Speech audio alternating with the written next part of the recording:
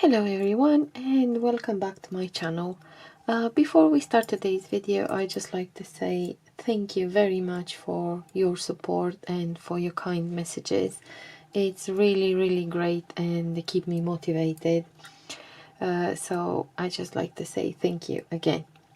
In today's video, I thought I'm going to share with you how I do the crochet cast on. In my opinion, is the easiest way to cast on stitches for knitting, and very often I refer to in my videos. To begin, I just have here a pair of needles. They're double pointed, but that's not relevant, it's just for demonstration. They are size 4, and same, I have here a size 4mm crochet.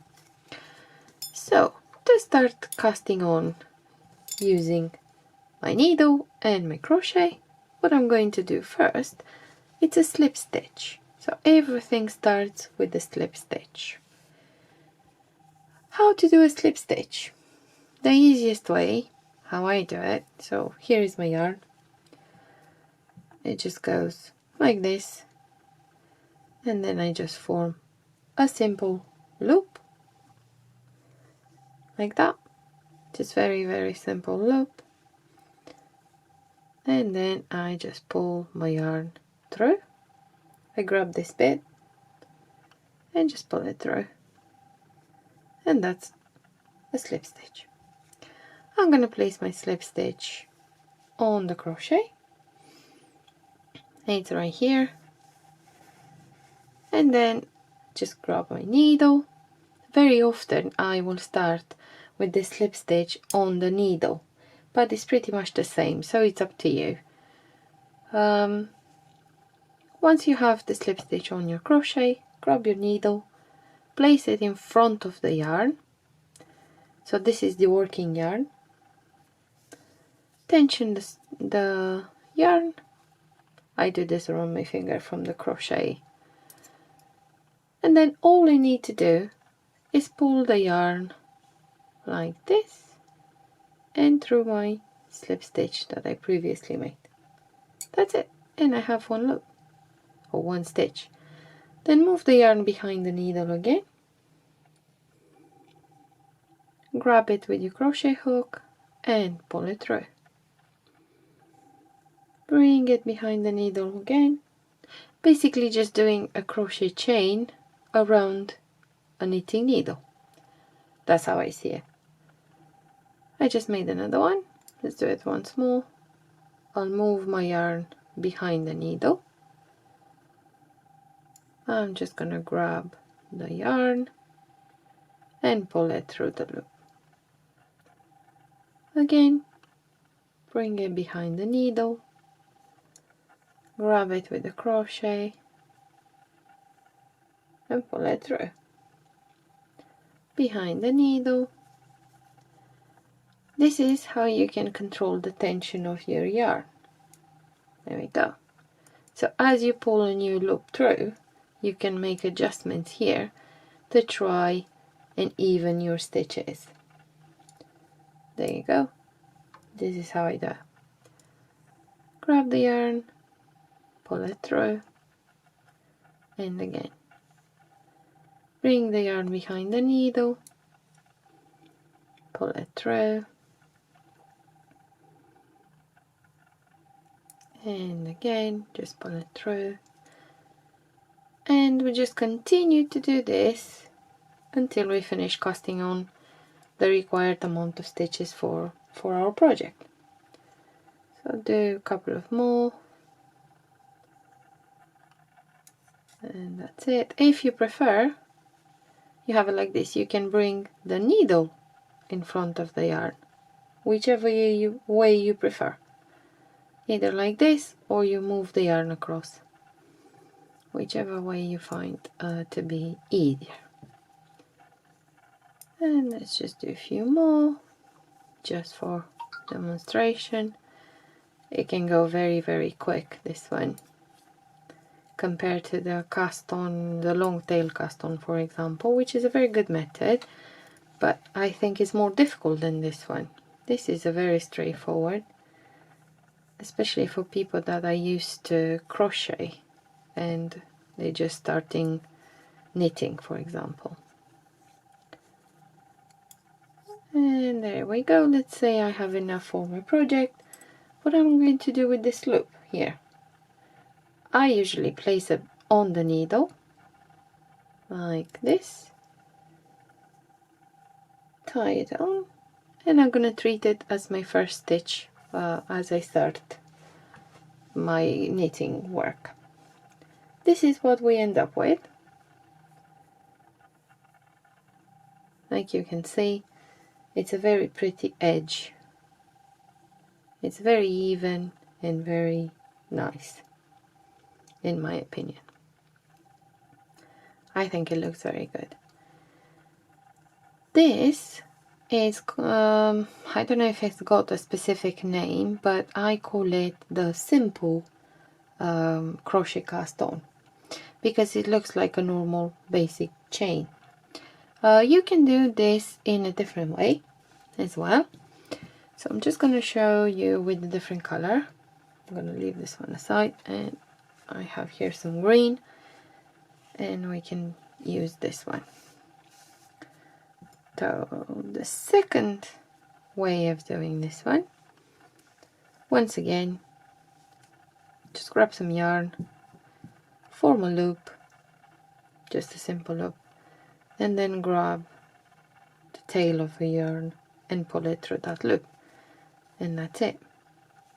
Very often you'll see in my videos that I just place it on my needle, this slip stitch. I just place it on my needle and then I start like this. I just fold this one, I form another loop, and the crochet goes through there. Nothing wrong with that one either, so either way you prefer. You can do it like this if you prefer, or you can place your slip stitch on the crochet hook. So let's leave it on the crochet hook for now. Once more, the knitting needle comes in front of the yarn. I'm just going to tension my yarn, and before I pull my yarn through the crochet, like we just done it previously, if I go behind the yarn and basically do like a little twist, just twist the crochet a little bit, and I go behind the yarn like this, and I pull it through, we're gonna get a different effect. So let's go through. Once again, rather than going like this and pulling the yarn through, I am just going through the back, twist my crochet a little bit, and then pull it through. Okay. So the principle is the same. It's just the way we twist the crochet or the yarn. Like this, and it goes through. And I'm going to show you in a minute how it looks like. Crochet is here in front of the needle, yarn is behind the needle. I'm going like this with my crochet and then pull it through. Move my yarn behind, grab my yarn through the back of the crochet, and let's just do a few more like this, pull it through like this, and I'll pull it through, and keep going. There's so many ways of casting on, but I believe these two are some of the easiest ones to do, and they gave such a nice edge.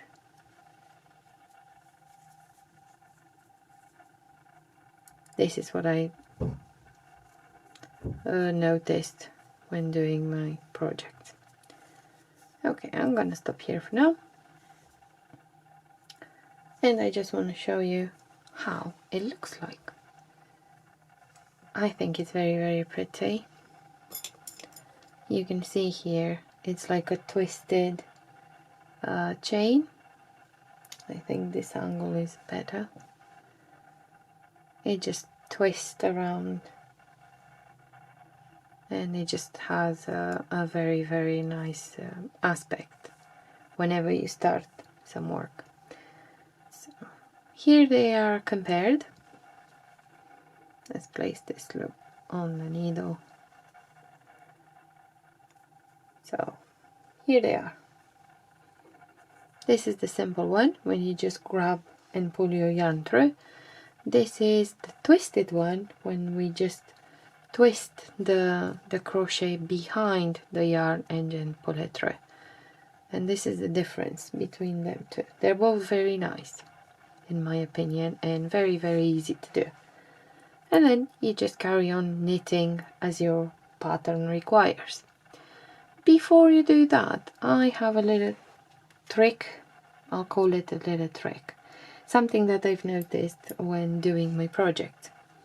Before starting any pattern requirement or following the pattern instructions, I like to make what I call a base row.